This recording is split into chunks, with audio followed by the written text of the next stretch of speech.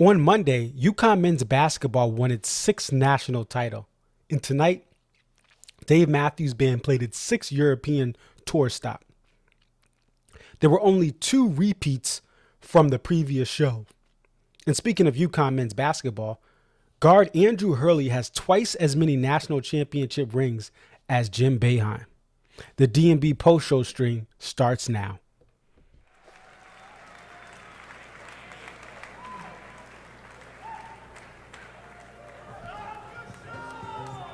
Whisper or a weakness, no, love is strong, so we got to get together.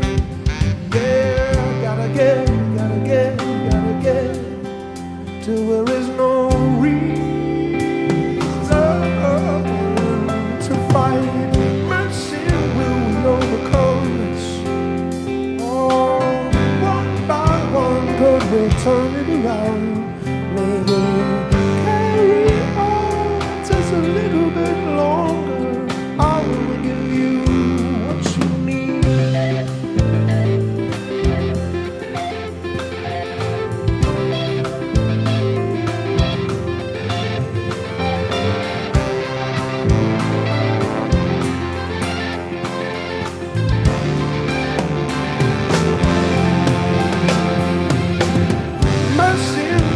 Overcome us, how we come too far to turn it around. Do we ask too much to be a little bit stronger? I wanna give you what you need. Mercy, what will become of us?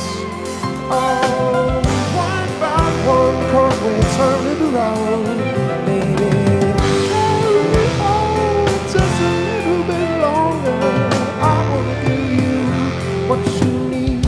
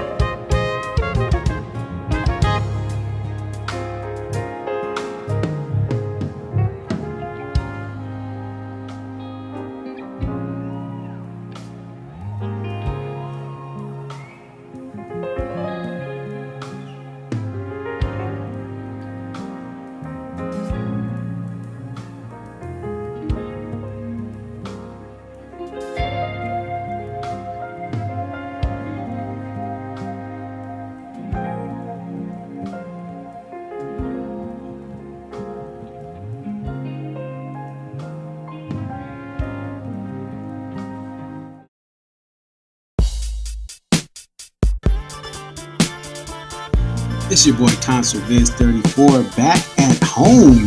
What up? What up? It's your boy Concert Viz 34. Yep, so your boy Concert Viz 34 coming to you here. What up? What up? It's your boy Concert Viz 34. Thank you.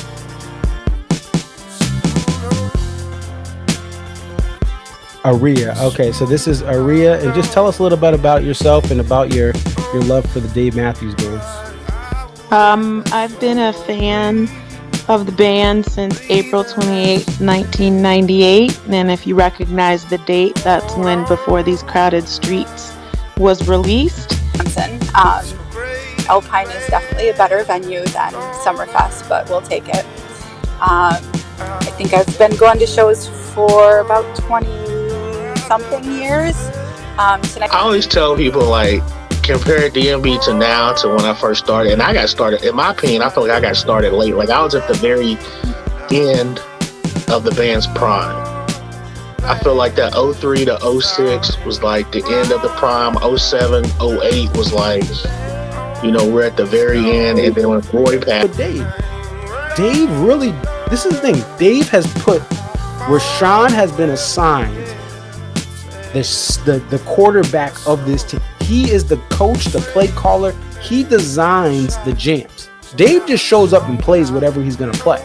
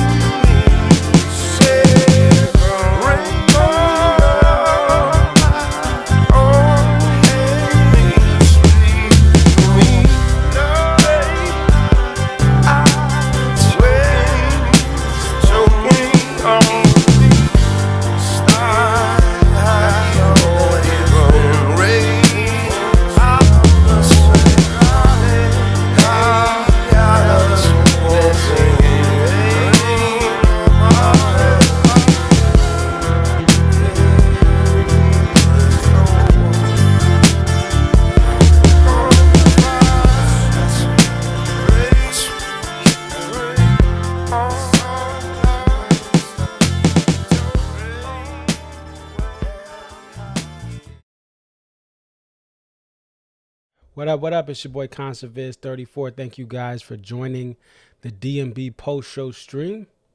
I am back at the crib. Was over in Virginia Beach for a couple of days visiting family and friends and loved ones out in the Tidewater 757 area.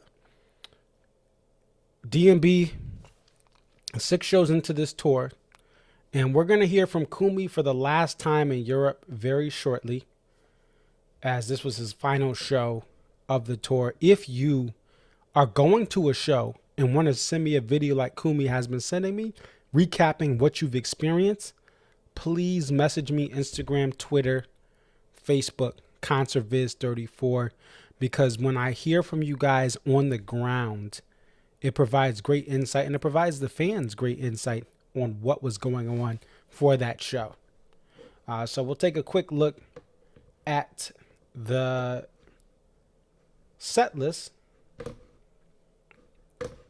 Copenhagen. Now, as I mentioned in the intro, there were no tour debuts, but there were only 2 repeats. This is unprecedented territory, and I'm going to look to try to get you guys some data on comparing that amount of repeats night over night this time compared to 2019. But it is very impressive that they're only repeating a couple songs from the previous night. Even last year in the summer, this band was having 3, 4, 5 repeats in between individual one night stand shows. So they did not play a new song, but they're giving each tour stop a different show than the previous tour stop. And this is a trend that we saw in some ways for the fall 2023 tour. And it didn't start in the Northeast. It started in the Deep South, where it's not uncommon to get 2 one-night stands a couple of days apart from each other and get a little bit of overlap, 4 or 5 repeats. So this band is really expanding the idea of the show that you're getting is going to be very different from the previous show as far as lack of repeats. I do want to get over to Kumi, and I want you guys to hear what he had to say about the show. So without further ado, the final nod over to Kumi, who is finishing up his Euro trip. You will hear from him now. What's up? It's Kumi. I'm coming to you from Copenhagen, Denmark. Recording this for Concert Vids 34 stream about the April 10th, 2024 show. I'll start with the positives. It was a good show. It's always a good time to see Dave and the band. We didn't have any tour debuts, so that was unexpected. I was kind of expecting the heater to continue. We were spoiled with the last, 5 shows before this, I think. But I expected, maybe 1 or 2 at least, like a Granny or like a Seek Up that hadn't been played yet. But overall, the sound was really good. The venue was really cool. The venue was a lot bigger than the Stockholm stop that they played at. It definitely felt like it could fit more people. There was a rumor going around that they sold about 4,000 tickets, but the venue can sit up to 12 to 15,000 depending on the layout. So I think it was definitely a little bit undersold. I sent Marcus some videos of what it looked like when I first got there, and then also what it looked like at like 8:07. And the start time today was scheduled for 8 o'clock on the tickets. So the pit definitely filled in, but the upper bowl was not sold out. There were a lot of sections that were almost completely empty. I guess my guess is that they don't have a venue in Copenhagen that kind of matches the size that they were expecting, so they had to go with the Royal Arena, which is where they played tonight. So I got to the line around 4:30. Doors were at 6:30. This is my last show in Europe, so I kind of wanted to get a good spot and all that. I was probably 3 rows back from the rail. I did stop and get the poster. The poster was cool. The poster was okay. It was cool. It was a cool idea. Like the Viking was really cool and the colors were really cool. So it wasn't my least favorite poster. So I did end up getting it. It was 350 Danish krone, which I think is around $50. But the set overall, there were a lot of good parts. Like Walk Around the Moon sounded great. Madman's always like. Lying in the Hands of God's awesome. I'm a fan of Lover Lay Down as well. I did think when we got a mid-set Sister, I thought that maybe the band would play an encore, a full band encore, 2 full band encores. It's been a long time since we had 2 full band encores. It's always been the same pattern of, Dave playing a solo song and then the band plays the second song together. So I thought that maybe with the Sister being mid-set, we'd get that, but I was wrong. But yeah, I mean, the band still brought the energy. Maybe with the set lists, it's that time of the tour where you're gonna get repeats. Maybe it's just they're getting, tired, or that they, it's what they wanted to do. At the end of the day, we gotta respect that. Um, the crowd got pretty excited for 41. That was the first time I heard the crowd really erupt. They also really liked Rapunzel. I think those two songs are probably the loudest for the crowd. There were a good amount of Europeans around me. There were also a lot of American people who I met. So there's a good mix of those. I met somebody in line who actually is from Azerbaijan. Or he's American, but he lives in Azerbaijan, and he came to this show, and he's going to Warsaw as well. So shout out Brian. He actually told me he remembered seeing me on this stream. So Marcus, maybe you can get him on for the Warsaw show if he wants to do that. I'll let you handle that. But it was nice to meet a lot of cool people tonight. I definitely met a lot of people who, were here from the States, and a lot of people who were here from other places. So it's nice to see that, DMB can bring a bunch of different people together from all over the world, really. So that was always cool to see during my trip here. For me personally, I think I thought Lying in the Hands of God was really good. I mean, I also really like Come On, Come On. Those two songs are probably like my favorites of the set. I mean, I'm a Madman's fan as well. I've seen that a lot this tour, but it's always it always packs a punch and brings the energy. So, and you can't go wrong with a two-step closer. That's a good way for me to have a send-off and leave Europe with that song. So, I mean, there are always highlights in every show when you see Dave. So it was cool to be here. And I guess one more thing I wanted to add, which is a rumor that I heard. So again, if it's not true, then I apologize in advance. But somebody told me that Dave has a new security person. He's like a 6'4" bald dude, and he came up to the people who were going to stream the couch tour and basically told them that they couldn't do it, and that Dave gets upset, or he doesn't like that they stream his shows, which I've heard the opposite, right? So I don't know what the truth of that is, but if there wasn't a couch tour, that's why. If there was, then maybe what I heard was just a false rumor. But yeah, I think overall, this is probably my least favorite set of the tour so far. But that was bound to happen. There's bound to be a time where, they're going to be doing all repeats and no tour debuts. So I'm curious to see what comes next. But, I'll be keeping my eye out to see what they play next in Warsaw and Huron. But yeah, that's my review. Thanks again, Marcus, for having me on, and I will see you in Tampa.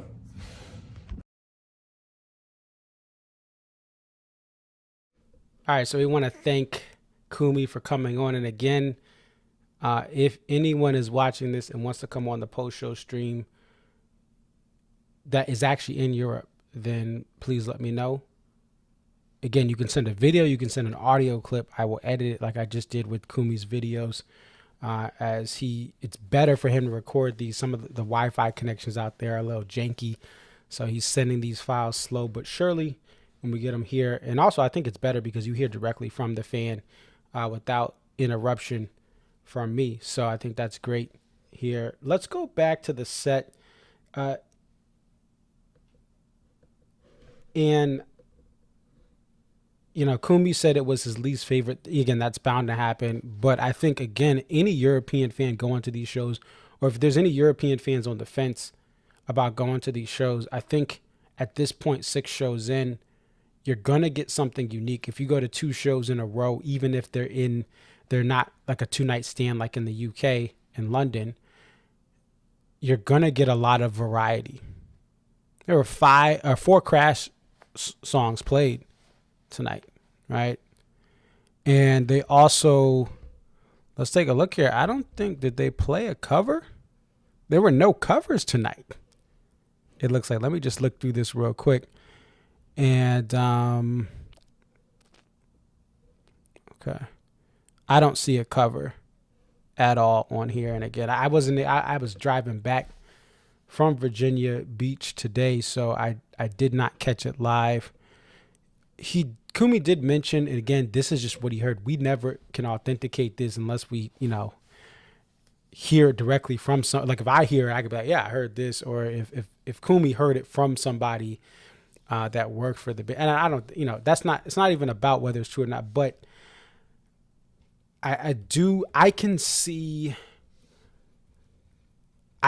how Dave, and first of all, I watched the Couch Tour. I think because we don't have a live stream at all from this band, the only way to do what I can do when I go, if I want to see Goose or Fish or Humphreys McGee for a good amount of shows, for many bands that I love outside of DNB that mix up set lists, I can't buy I can't buy a stream to watch it. So we naturally have people want to record it. I don't know if it's true or not, but I can see John Mayer was a little frustrated by it. And I think it was the live streaming part of it, because he said like it didn't make it seem like the fact that everyone's watching it live kind of makes him just feel uneasy. Like he didn't mind people posting videos after the fact. And it could be something where maybe because people are right up in his face with a phone, maybe that's just if it's true, and we really don't know. We have to be careful. The Couch Tour had streams today, and shout out to people who stream these things. Shout out to people who record these natively. Ainsley Snap was at the last show, and she got some great videos on her page, just capturing that in full HD. But fans are curious. From home, we have a desire for this experience to be sent to us live, or even if it's a replay. People would, if it took 48 hours for the band to edit and modify this, we would still buy that stream. I mean, as we are now, we literally fans are including myself, are watching sometimes pretty good Wi-Fi, but sometimes very choppy Wi-Fi, 300, 400, 500 people for Europe, let alone when the U.S. tour dates come. So there is a demand for fans to watch this thing live. But I can if it's true, I can understand any artist who sees a live, someone putting a camera at the rail in their, like up high, pointing up, how that could be distracting.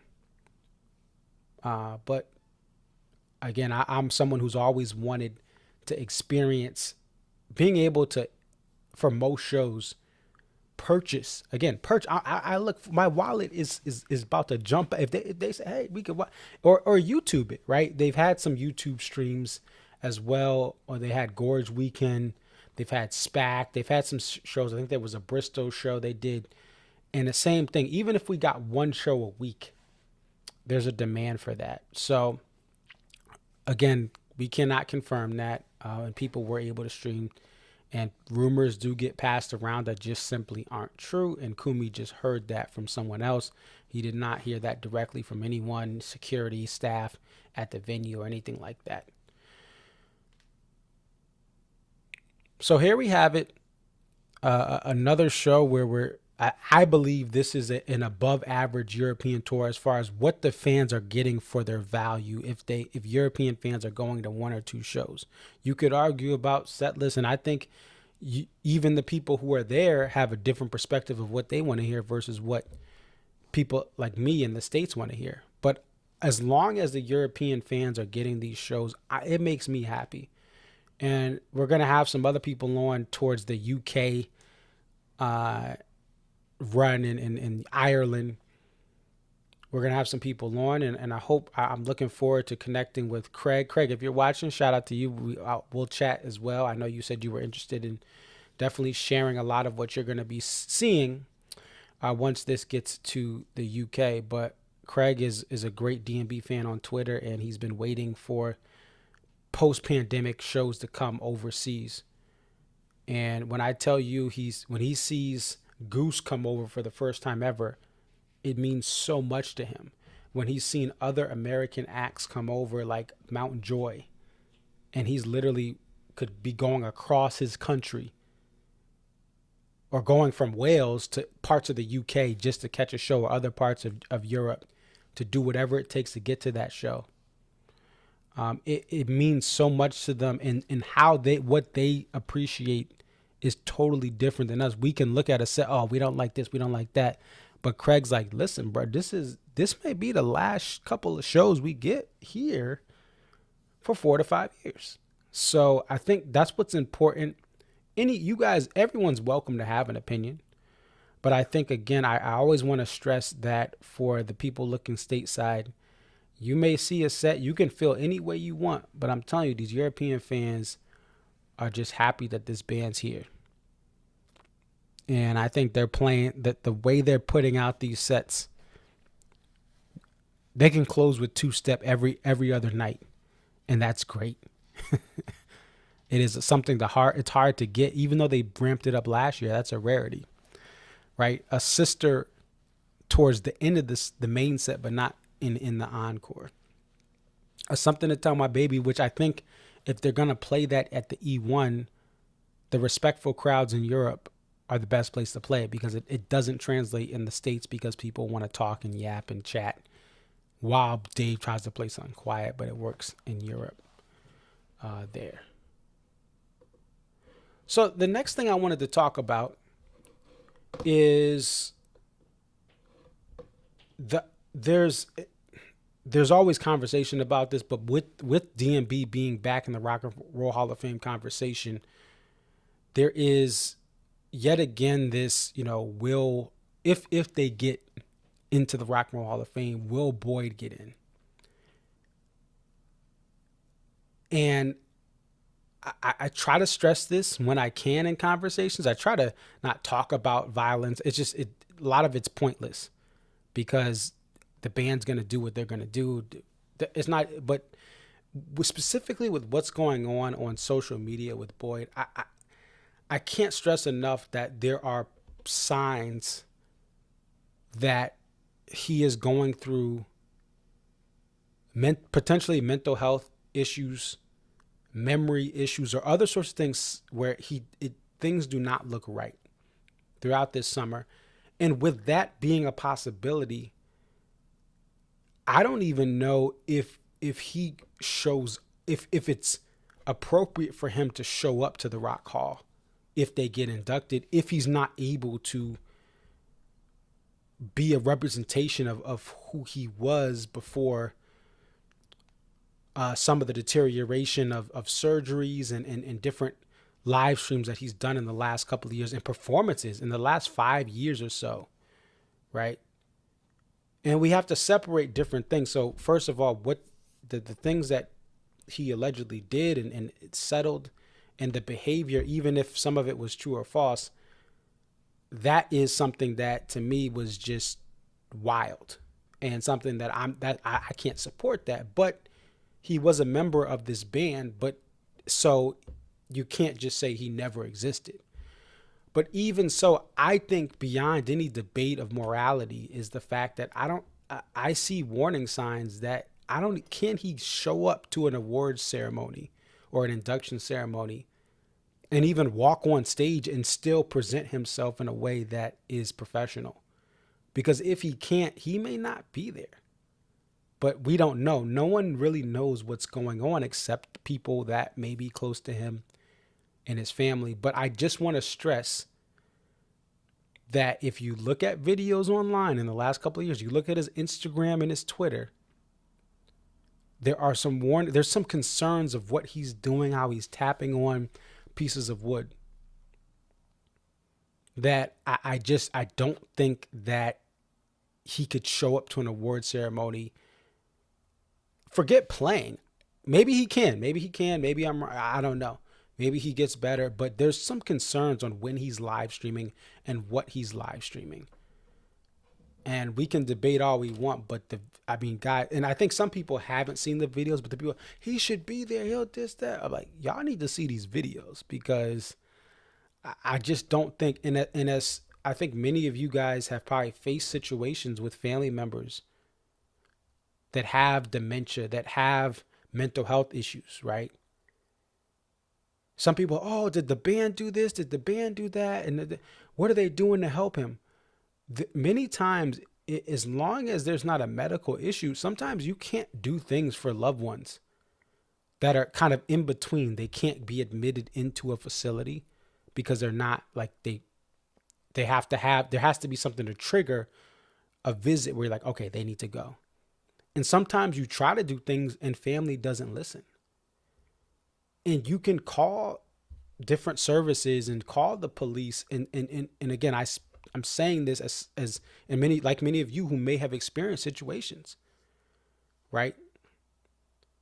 And they can't really do anything unless there is something that triggers them to take that person out, a medical issue, an act, a dangerous act. If they're in denial or they don't even understand what they're experiencing, sometimes you can't get that person to get the help they need. And there's concerns of him going live, moving bricks up a driveway, potentially, just the danger in what he was doing, and tapping on pieces of wood and showing different things. And so I really don't even know if he's able to go. And again, I don't know for sure. And I think it's irrelevant about, oh, what's the band doing? What are they gonna like? There may be stuff behind the scenes, and again, I don't know this, but there may be stuff behind the scenes where even if this band gets in, they're like, no, like he's just not gonna show up. But ultimately, the impact of what he's done is recorded in the music. They're still releasing live tracks like the Mansfield one that show exactly what he contributed. I believe that the allegations and everything that he went through is up for fair judgment, how you want to interpret that. Because, people who are victims of the things that are alleged,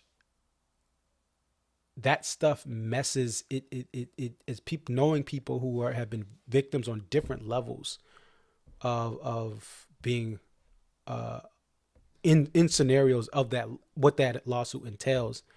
It can ruin people's childhoods, their innocence. And I definitely stand with victims that have been negatively impacted by other people that they entrusted there. But yeah, that's just, I would just say, just be careful. We don't know. We really don't know. But there are some concerns that I see that from experiences, and many of you guys, again, have probably experienced the same thing. Throughout your childhood, throughout your adult life, you've had to care for others who need to get help and maybe they refuse it. But it's not as easy as someone from the band pulling up and saying, "Hey, we're gonna save him and get the help." No, you can't do that. You legally can't do that. Like if they don't want the help, they can refuse certain things. So just food for thought on that whole situation. But it is very tragic, and there is a lot of stuff we don't know with what was in court, with what has gone on behind the scenes, nor some of that stuff we shouldn't know. But I always think that behind the scenes, the band should be honored. And I think if there are people that can make those calls, I trust them to make the right calls to if he should be there or not. All right, so we will be back here on the 12th. The band will be in Warsaw. If you are again going to that show, let me know. Send a video, send audio, send written text. And I do not have anyone currently at this time that has sent anything back, but message me and we'll try to get you on. I want to share the perspectives of you, the fans who are at these shows, so that all fans can see what is going on in these European tour stops. And then once we get to the States, what is going on at each individual tour stop, because your insight, your opinions from the ground paint a picture that no matter what we think at home, we have to respect the things that you guys saw. Even if you like a song we don't like, or vice versa, some of the reports of what the crowd was like, what the energy was like, that stuff can't fully be captured on a Sirius XM stream or on a tape. Once there is going to be some tapers towards the end of this tour. So stay tuned for that, where you will get some tapes out. You know, from what I'm hearing, there could be some tapes that come out from people, but there's not the ability in this case to cover a lot of these early shows. But we appreciate the taping community. Appreciate everyone who records in various ways there. And again, just I think the most important thing, if you're an American over in Europe, please be respectful, even if that means someone says, "Hey, can you put lower your camera a little bit? Can you move over? Like, you're kind of in my face." Like, I think we really, as Americans, we should be respectful to the Europeans, because this is the only chance many of these fans will get. I saw a couple comments. I've gotten a couple messages from fans overseas, and some of them, "Hey, this was my first show. This is the first time I've seen them in 25 years. Like, there's been all sorts of stories that have been really cool to see in some of the comments and some of the messaging that I'm getting behind the scenes from European fans. And shout out to all you guys in Europe. I love the joy I see from you guys. And I think I always have known this, but it reminds me even more how much we take for granted this band in the United States that literally tours every possible year in the United States. Even if it's just Dave and Tim or Dave solo, we have so many opportunities to catch them. But in Europe and people across Asia and other parts of the world, on all the continents that are inhabited, don't get to see D&B as much. All right, so let's take a look at the poster real quick. So let me see. Got the Methane. So this is the Methane poster. I mean, it does go along with their theme of burly men with flowers. We saw that Deer Creek one, and there's a couple other ones like this.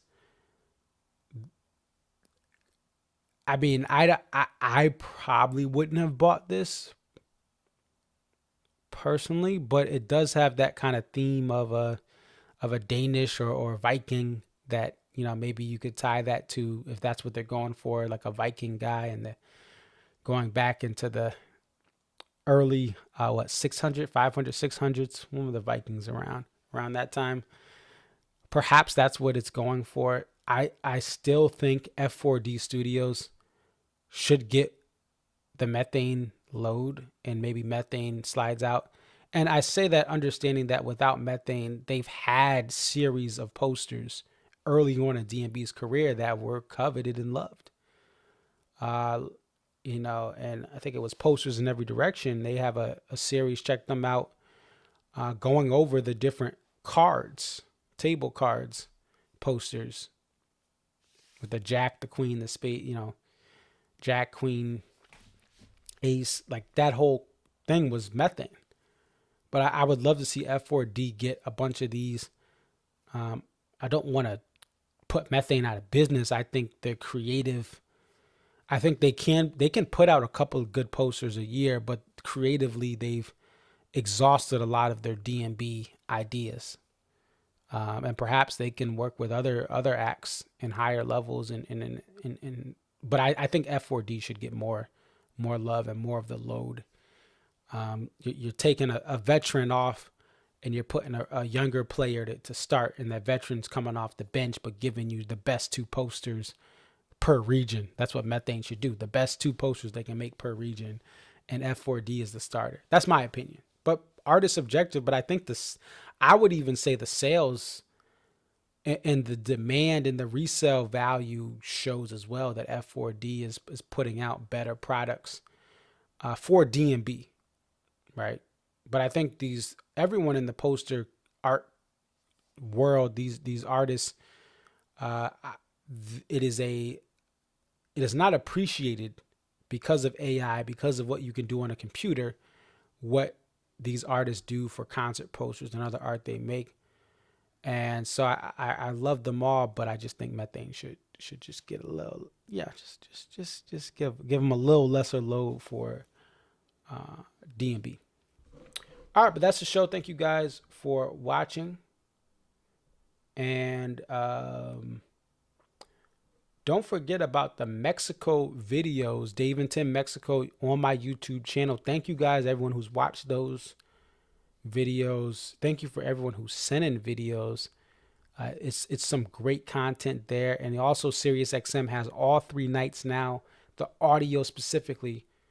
Don't be cheap. Sign up for SiriusXM. They're not paying me to say this, but the audio quality is worth it. And the Friday night concert series is worth it. They have learned and adjusted on the fly as far as the audio. It is not easy to do live audio for a band that has so many things mic'd up. You know, and personnel wise and staff wise, you know, bands like Fish have more people that are regularly there. They have streams, so they have to have that extra staff. And with DNB, it's more challenging because they don't have that as many people helping out to get that done. But I appreciate the Friday night concert series shows, and then even the ones like Mexico, Dave and Tim in Mexico, that go into the studio. They do some stuff to it, post-production, and then they get it out to us about a month or so after that. But we'll close out here with some vacation vibes. I know some of you guys on the East Coast, you guys have some April vacations with the kids, or maybe some of you guys are taking vacations this time of year. I know the Masters is going on. Got the practice rounds coming. You know, I think it's this week. Yep, and then it's this weekend is when the tournament starts, which I think will be tomorrow, Thursday, right? But just give you some vacation vibes here from a vacation I went on last year. And I hope you guys stay around for future post-show streams. Thank you guys for watching. It's your boy ConcertViz34. Peace.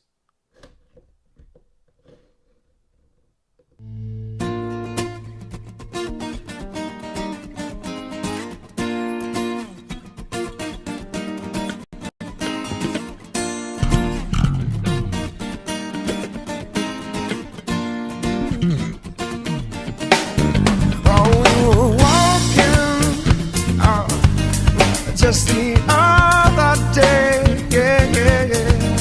and it was so hot outside. You could fry an egg. Gone. Remember you were talking, and I watched as sweat ran down your face.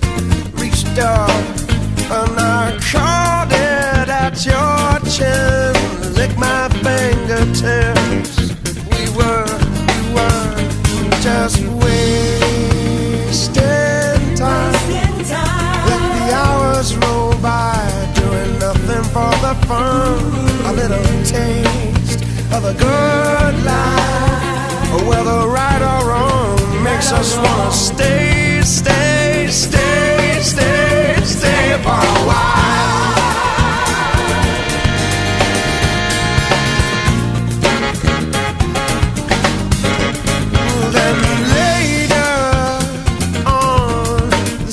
Began to fade, and then, well, the clouds rolled over our head, and it began to rain. Oh, we were dancing, mouths open, we were splashing in the tongue taste, and for a moment this good time would never end. You and me, just wasting time.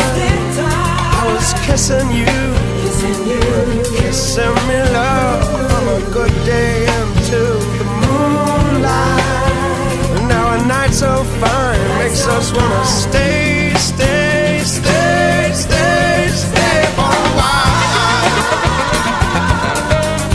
Makes you wanna.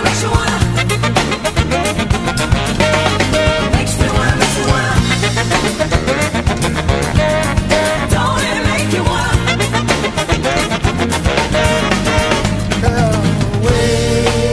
Wasting time. I sure miss this thing when it all rolls by.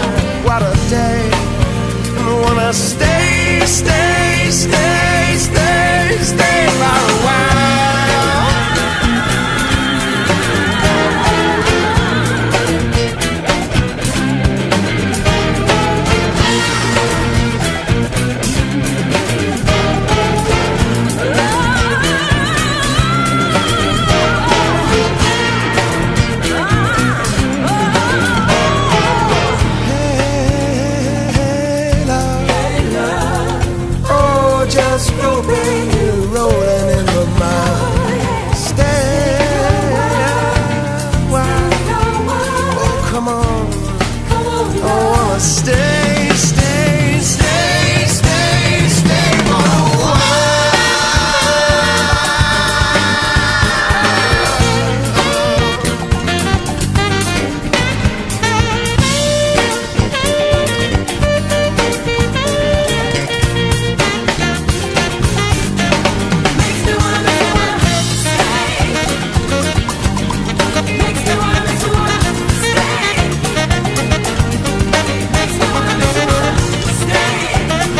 Shout out Amy from Iowa. I see you in the chat, Amy. Hope you're doing well.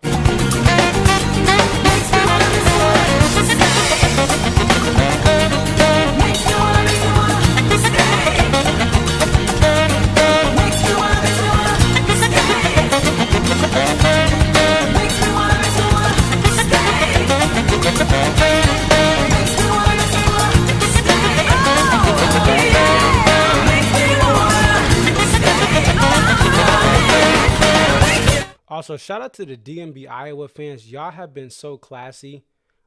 We both don't like Michigan State and Michigan fans. We don't like Kansas fans either. But y'all were so, I just got to say, y'all have all been classy on Twitter. The DMB Purdue fans, y'all have been so classy. It was a great matchup Monday. Salute to y'all. Edie is, listen, I got to put respect on his name. He was great. But salute to him. Boiler, Mike, man, yeah, like I said, and all the other Purdue DMB fans, very classy. Just got to say that.